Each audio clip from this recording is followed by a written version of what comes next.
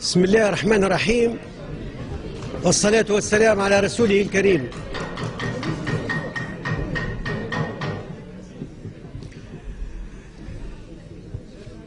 الأخوات والإخوة، هو يعني الموضوع مش موضوع بحث في أي قاعة سنشتغل، ولكن المشكل المطروح اليوم هل ما زال متاح لنا أن نعمل ونشتغل كنواب ولا لا؟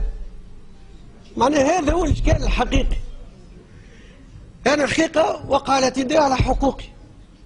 ثم مجموعة وفق أجندة حزبية خرجوا للشارع قالوا احنا نناديو بحل المجلس، وهددونا قالوا باش يدخل الشعب يخرجكم كان ما تحبوش تخرجوا. ومنهم ناس حقوقيين ضليعين في القانون.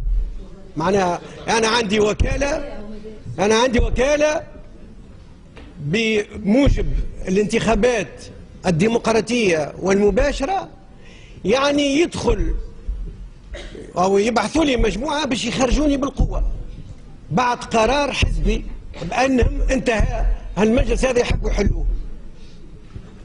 كانوا قال اعتداء على حقوقي. أنا كنت نجم نتوجه للشعب، كان ثم كاميرات تنقل تدخلاتنا في القضايا وكل. أنا ممنوع من أني نخدم كنايب. زاد رئيس المجلس وفق أجندة حزبية زاد وبتدخلات أطراف دولية ونتحمل مسؤوليتي ونسطر عليها. فهمتي؟ قال باش نمشيو للحوار. أنا غير معني بهذا الحوار، الحوار السخري هذا. حوار علاش؟ على حل المجلس التأسيسي، حل الحكومة، حل شنو؟ وشكون باش يعملوا الماكينات، ماكينة اتحاد وماكينة شنو اللعب هذا؟ نحن قلنا انتخبنا يعني دولة، معناها نواة نتاع دولة قانون ومؤسسات. احنا باش نطبقوا القانون. أول مرة في تاريخ البلاد تنتخب مؤسسة بصورة ديمقراطية. اللي كانوا يلهثوا وشاركوا حتى في برلمانات بنبن عليه ولا يناديوا بحلها هما في الشارع. وأنا اللي انتخبني الشعب ما عنديش حق باش نعمل. أنا نحب نتوجه للشعب ونقول له تراه ثم الآن نظام جديد قاعد يكتسح في النظام الديمقراطي.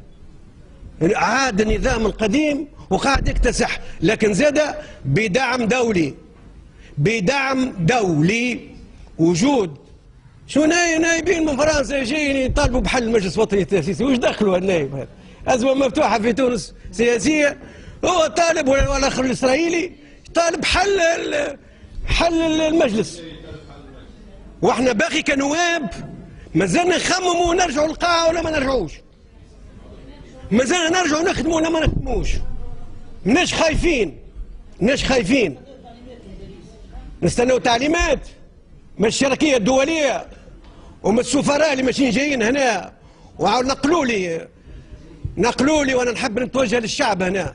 لقاء مع سفير، تلفت النائب نداء تونس قال له باش نساندوكم، وتلفت النائب من النهضة قالوا الوضع صعب عليكم، يعني عندكم برشا معاناة.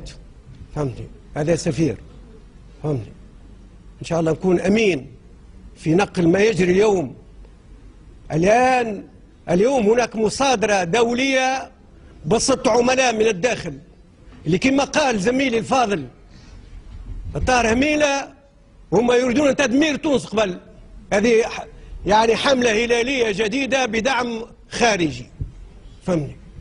ولذا نتحمل مسؤوليتي ونحملكم المسؤولية باش ما تكونوش شركاء مع اللي جاء علق المجلس وفق أجندة دولية.